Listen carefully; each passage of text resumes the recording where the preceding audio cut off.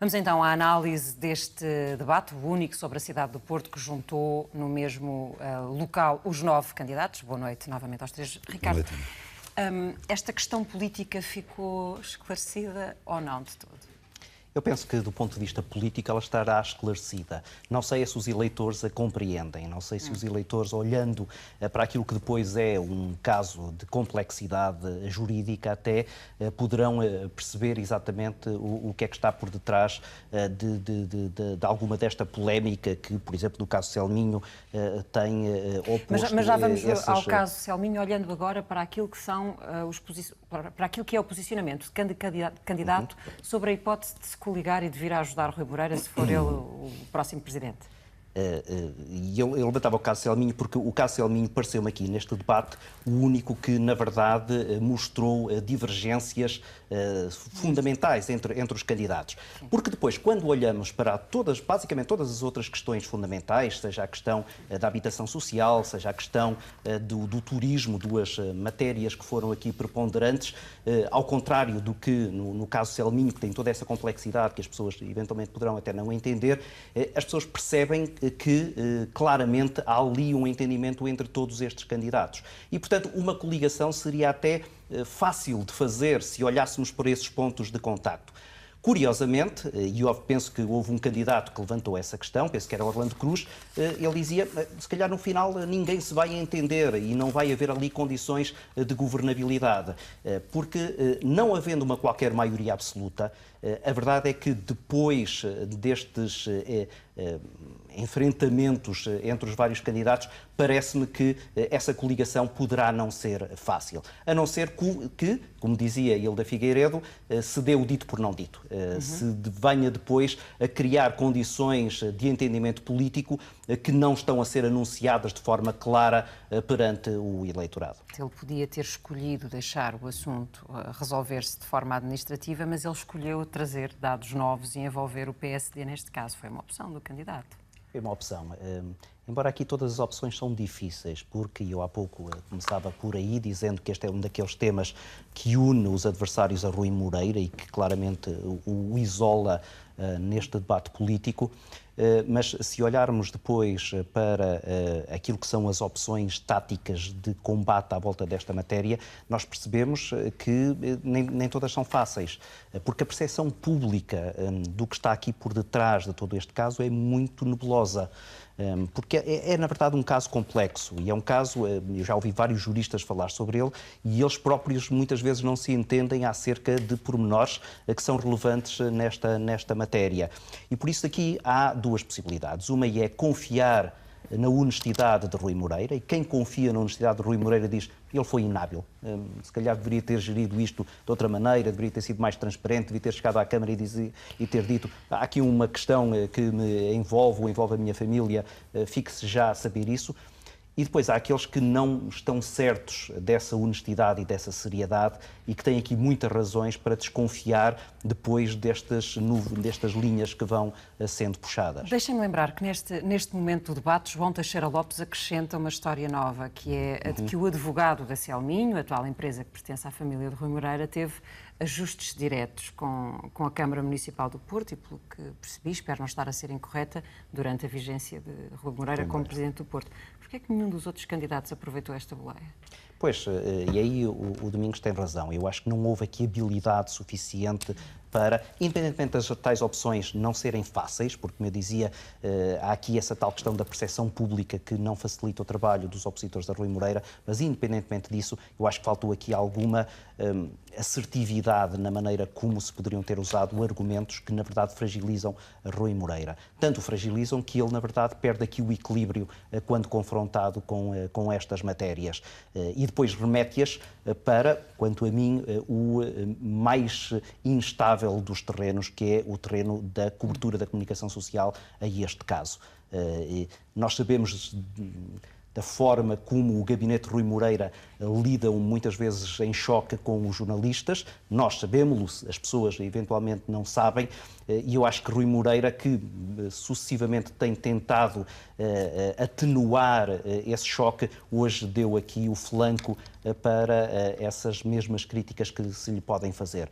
Porque, na verdade, há aqui uma série de argumentos, e tu disseste-o bem, e esse de Teixeira Lopes é apenas um deles, sendo esgrimidos num debate deste género, poderiam claramente causar dano à imagem de Rui Moreira, independentemente da culpa que ele tenha sobre esta matéria, e essa, muito provavelmente, nós nunca a saberemos na sua totalidade, porque este caso é de tal maneira complexo que, eventualmente, um dia os tribunais tomarão uma decisão sobre ela, mas será apenas a decisão judicial.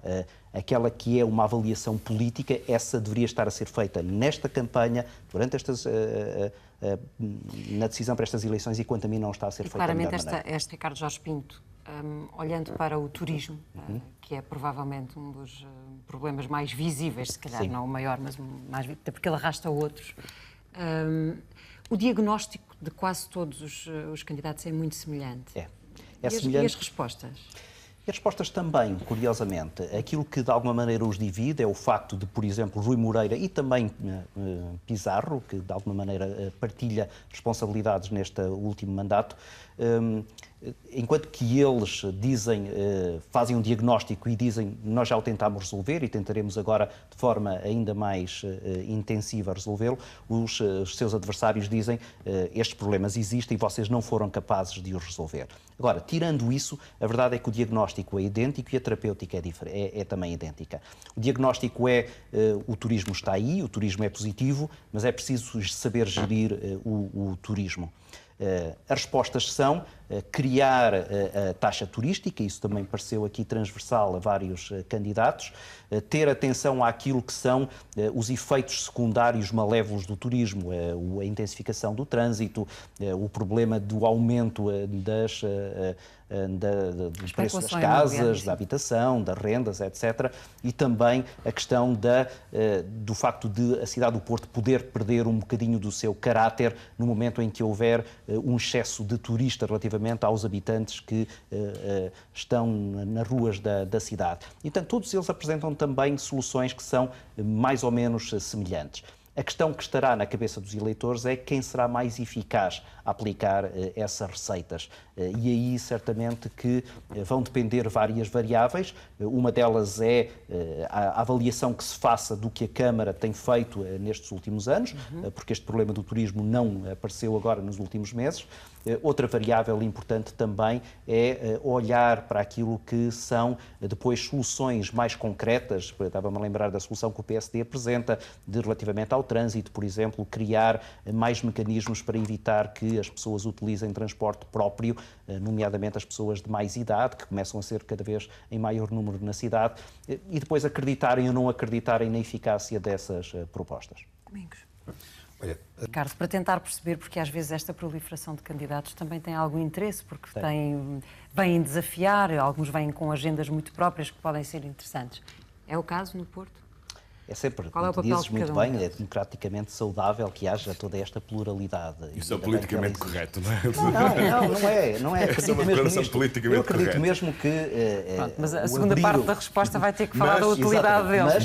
Mas aquilo que depois nós percebemos neste debate é que há extremas limitações naquilo que são as propostas que esses candidatos apresentam e, sobretudo, depois, mas isso é um problema que, eventualmente, se calhar 4 décadas de democracia ainda não resolveu, há alguma inabilidade naquilo que é a forma como se apresentam essas propostas e como se expõe essa mesma diversidade. Porque aquilo que vimos em alguns candidatos foi um certo exibicionismo, que é, do ponto de vista televisivo, até muito interessante, anima os debates. Aí estaremos a falar de Orlando Cruz, por exemplo, é o exemplo mais flagrante, que é exuberante na forma como apresenta, distribuiu um contrato para ser assinado pelos seus adversários, depois não percebemos muito bem quem é que o teria assinado ou quem é que não o teria assinado, o próprio Hugo Gilberto, quem foi distribuído também o assinou ou não, mas isso pertence um bocadinho mais ao reino, a palavra se calhar é feia e peço desculpa por ela, mas ao circo. que nestas alturas também se instala e que anima muito estas campanhas, mas que depois, do ponto de vista da substância, não tem grande cabimento e, sobretudo, as pessoas não se identificam muito com esse género de postura do ponto de vista eleitoral. Isso depois reflete-se nos poucos votos que estes candidatos acabam por angariar. Agora, há ali propostas que, na verdade, se calhar poderão ser interessantes de analisar e até, se calhar, de incorporar nos programas dos candidatos que poderão ganhar estas eleições. Sei lá, o Partido dos Animais, por exemplo, tinha ali propostas que, numa cidade que tem que também olhar para os animais, pode ser tomada um pouco mais a sério. E se repararmos, e há pouco falávamos disso, da consonância que há relativamente ao diagnóstico, por exemplo, que se faz do turismo, percebe-se que esses mesmos candidatos têm a mesma exata sensibilidade e muitas vezes até propostas muito semelhantes àquelas que os candidatos com mais visibilidade acabam por tomar. Na questão do pânico foi levantado um tema que eu acho que poderia ter sido explorado, que é a questão da democracia deliberativa e dos orçamentos participativos.